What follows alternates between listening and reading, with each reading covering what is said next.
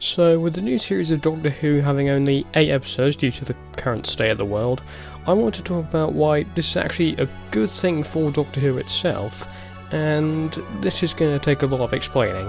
So, in case you've been living under a rock, you'll know that Series 13 of Doctor Who is coming out in the fall of this year, and showrunner Chris Chibnall has said that this season will be shorter than most regular seasons of the show. For example, seasons 1 through 10 all had 13 episodes. More recently we've had, seasons 11 and 12 just had 10 episodes, which is okay. But this year is going to be a bit different. So Chibnall has said, and I quote, "Given the complexity of making Doctor Who, and with new and rigorous working protocols, it's going to take us a little longer to film each episode, meaning we expect to end up with 8 episodes rather than the usual 11. Now, while I would prefer the show to have at least 10 episodes, I understand that it's hard for TV and film productions to shoot in this weird time. When COVID started taking over, lots of TV stuff had to shut down. Flash, Batman, a lot of stuff had to shut down. More recently, because here in the UK there's been a lot more lockdown stuff, Doctor Strange 2, which from my understanding was filming in London, had to shut down because the lockdown was happening again here in the UK. But I won't get into that now. But despite the disadvantage of actually having 8 episodes, I think this could actually be a good thing, because if The Mandalorian and its success of that show has taught us anything, it's that an overarching storyline can be told within 8 episodes. Because the first 2 seasons of The Mandalorian had an overarching story, but there were still episodes in there that had a lot of detail. And season 2 was way bigger. It dealt with introductions to other characters like Cobb Vanth, Ahsoka Tano in live action, and the return of Boba Fett, and Luke Skywalker showing up in the finale. So having 8 episodes in the new season will possibly give Doctor Who a unique advantage. Hell, maybe Chibnall could take some cues from The Mandalorian and use some of the story formulas there and integrate that into the new series. Okay, now despite having 8 episodes and this unique advantage, Series 13 will have a lot to include in just 8 episodes, because there's probably going to be at least 3 overarching stories that Chibnall will need to cram into an 8 episode series. Firstly, Mandip Gill, who plays Yaz, said that Series 13 will explore more of Yaz's backstory and mental health issues, meaning that because Ryan and Graham have left, we may get to see more of Yaz's character development in the new season.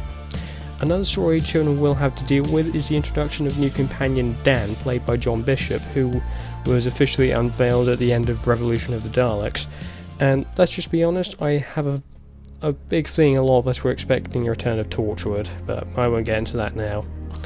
Okay, while adding a new companion into the roster might make things too crowded, I think it's not too bad of an idea, because maybe Bishop's character is only there for at least 4 episodes, because I think adding too many storylines will make things too confusing.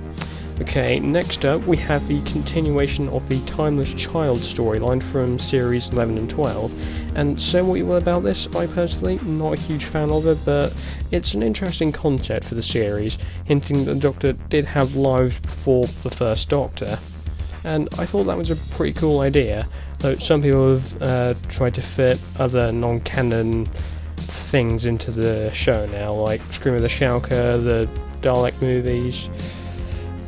Yeah, a lot of people are coming up with a lot of stupid ideas. So again, say what you will about this, but it's going to bring up a lot of story for the series, which will make Chibnall about as happy as a kid on Christmas. Last but not least, Series 13 will also have to cope with the exit of the 13th, technically 15th Doctor, and while it hadn't been confirmed if Jody is leaving, and if she is, there's been no confirmation on who will be playing the new Doctor if the rumours are true. I did a fancast trilogy on the Doctor, the Master and Companion, so you should go check that out. I talked about my pick for the next Doctor. Now, I have just realised that I haven't had a chance to talk about the rumours of Jodie's departure. It's kind of a shame that Jodie is leaving, and I do think she had the potential to be a great version of the character, but I think she was just dealt a really crap blow in terms of what showrunner she got. I mean, if she had a showrunner like Russell T Davies, for example, then yeah, I think Series 11 and 12 could have been a really stellar season. Or even Stephen Moffat. Yes, his era of the show is flawed at times, but arguably there's some good stories there. So, if Jody had either Moffat or Davis, then it could have been a great run for her. But still, it is a shame that Jody is leaving. And I am going to go off into a bit of a tangent here. I think we need to get a new showrunner for Doctor Who, and yeah, I know, a lot of people are probably going to say it. One person that's probably gone under the radar in terms of showrunners is Nicholas Briggs. So yes, he's the voice of the Daleks and the Cybermen, but Briggs is actually working with Big Finish, not just as a voice actor, but I believe he's actually done a few stories for Big Finish. And I haven't really talked to anyone who's listened to these stories, but apparently they're all very good. So maybe getting Nicholas Briggs as the new showrunner could prove interesting for the show, because we could have new showrunner, new Doctor, possibly a new companion, assuming Yaz doesn't stay after Series 13. I mean, if John Bishop's character is going to stay for the whole season, he can become the next companion, but I'm not holding out on anything. Now, there are also going to be quite a few villains. The only two confirmed ones we know are through set pictures and video leaks. The Weeping Angels and the Sontarans apparently are going to appear, and I've seen pictures and some set videos, and I have to say, the Sontarans look really cool. Nice homage to the classic version of their design. Although, not really too enthusiastic on the Weeping Angels. I think they were a bit overused. Not as much as the Daleks, though.